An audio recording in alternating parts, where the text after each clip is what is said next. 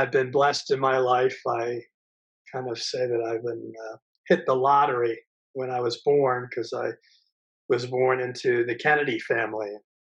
My uncle was President Kennedy, and my other uncle Robert Kennedy, my father Senator Edward Kennedy. My aunt was founder of Special Olympics, which of course now is in 190 countries around the world. I've grown up in a family of pretty extraordinary people, so I had so much going for me in my life, and I don't take for granted the fact that I am here today because of so many people who helped me along the way. Today, those people include all of my fellows in 12 step recovery, because, like many other members of my family, I suffer from the disease of alcoholism and addiction. And I also have a co occurring mood disorder for which I'm treated by a certified addiction psychiatrist. And the reason for that is that many people, even in the mental health movement, don't understand the disease of addiction. And many people in the recovery movement from addiction and alcoholism don't understand mental health. So, this movement, in a broader sense, is really about how do we bring more appreciation for the fact that people are suffering, and often those around them make judgments on them as if they can relate to who the person is that's suffering, as if they could understand that this is this type of alcoholism or this type of addiction or this type of bipolar disorder or this type of depression or that type of anxiety disorder. Um, and the fact of the matter is, we obviously still have very little appreciation for the total understanding of our brain and how it works and what it is that we can do to help alleviate the mental suffering of so many around the world. Ultimately, it's my view that we need to invest in neuroscience and brain research. In the United States, we had deaths of despair, which really are deaths from suicide and overdose, uh, begin to really change the trajectory of life expectancy for Americans. And of course, since World War II, like most places in the world, we've seen, generally speaking, life expectancy um, go up. And that's directly a relationship to the fact that we now understand how to treat illnesses that we never knew how to treat before, like cancer. Um, but what we're finding is, in spite of the fact that we know how to better treat a lot of these other parts of the body, one area that we've never made any progress with, in fact, we're really moving backwards on, is how to treat the mind, how to treat the brain illnesses that afflict so many around the world. You introduced me as the author of this landmark piece of legislation in the United States called the Mental Health Parity and Addiction Equity Act. And what that law basically said is that you can't treat illnesses of the brain any differently than you would any other illness of the body. Sounds pretty simple, but when you get to the bottom of it, it means that you can no longer treat mental health as if it's something other than overall health. And you've got to invest the same urgency in helping to treat the brain and the mind in the same way you treat other chronic illnesses of the body, diabetes, cardiovascular disease, the way you treat cancer. So the law that I authored in the United States very specifically regulates insurance companies because payers take different forms. In other parts of the world, those of you who are watching, the government is the biggest payer.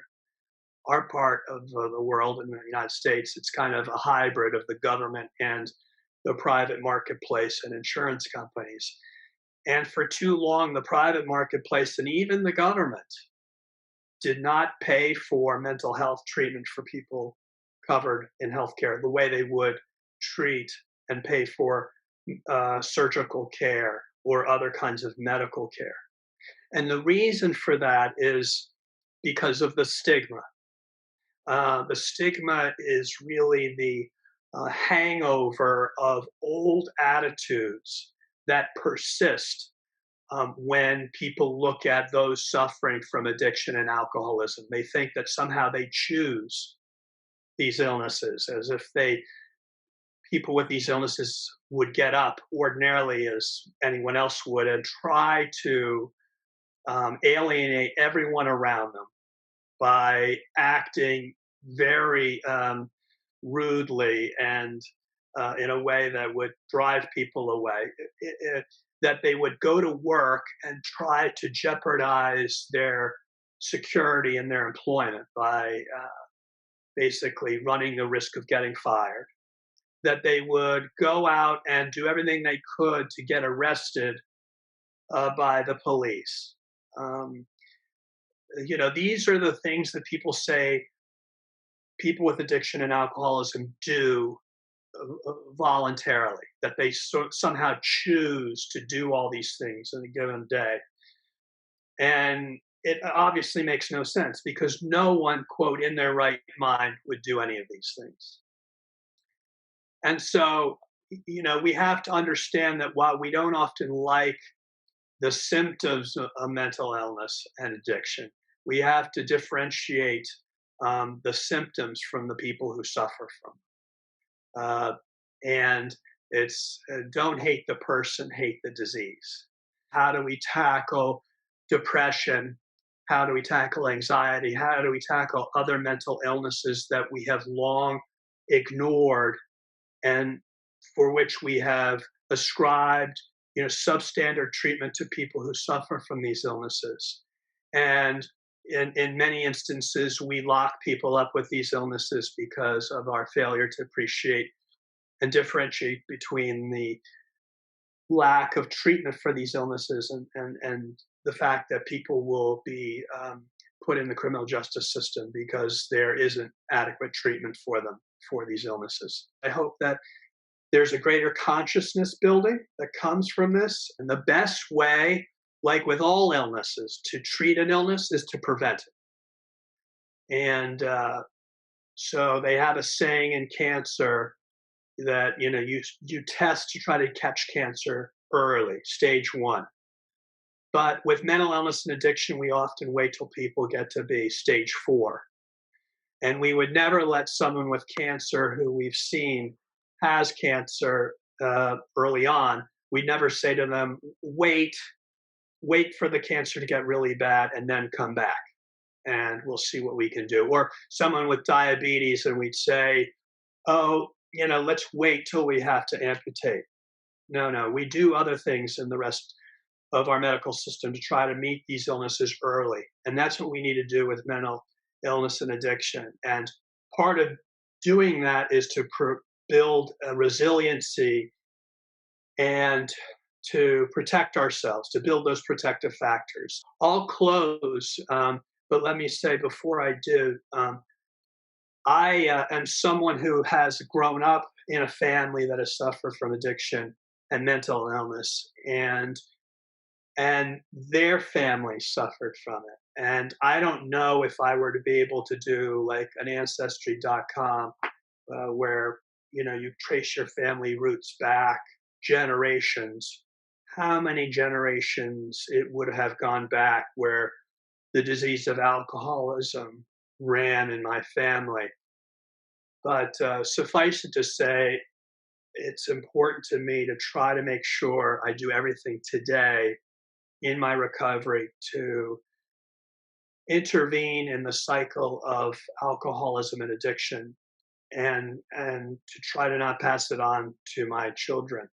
And they are going to be genetically predisposed to mood disorders that have been suffered by their family members over generations in the alcoholism and addiction. But if they are given the love and attention that they need, um, they might be able to have the protective factors to not let those illnesses that have claimed um, their family members from previous generations, they might not have to let that affect their lives and take them hostage in their lives the same way the diseases of alcoholism and addiction and depression have taken hostage their family members before them. So, one of the ways that that happens is to make sure that they get a checkup from the neck up.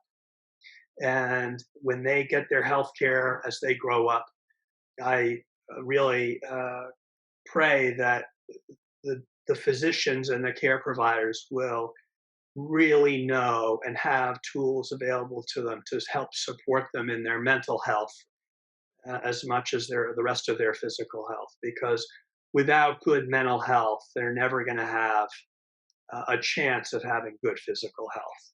So I just want to say I thank all of you for being part of this.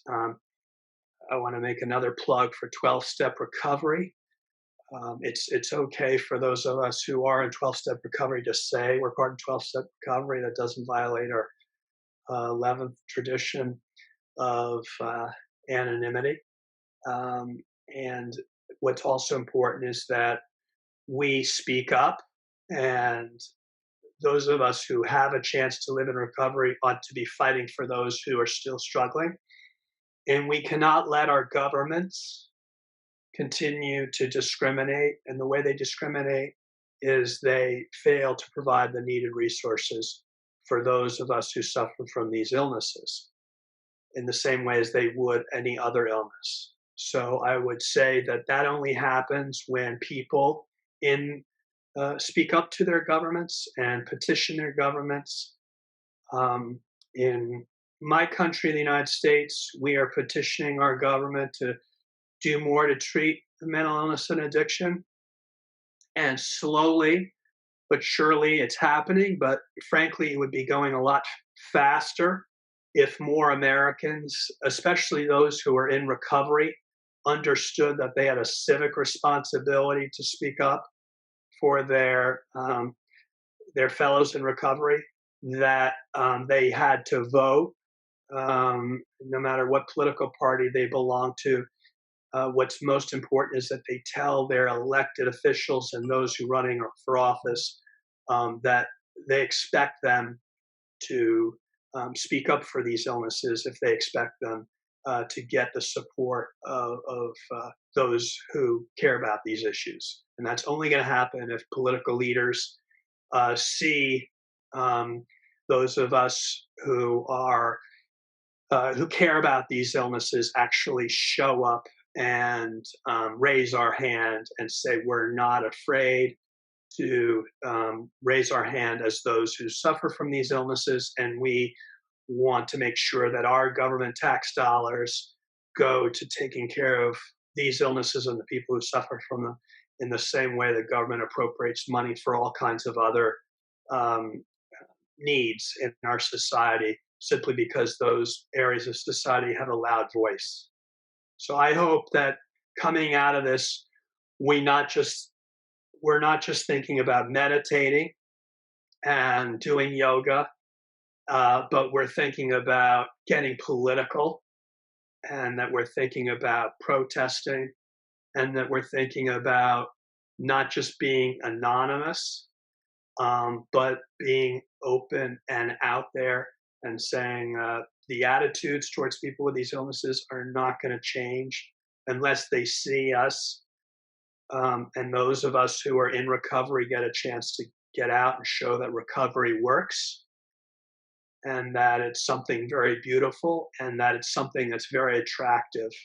I am blessed to have the tools, and those tools I got from being in 12-step recovery.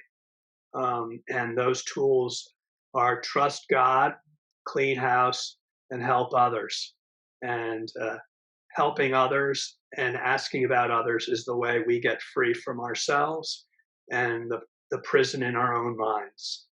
So Reach out to your friends, reach out to your family members. If you're suffering yourself, um, ask someone else how they're doing. You will be surprised that once they start talking about how they're doing, how less alone you will feel because you'll realize that what you're dealing with sometimes nowhere near what they're doing. Thank you very much.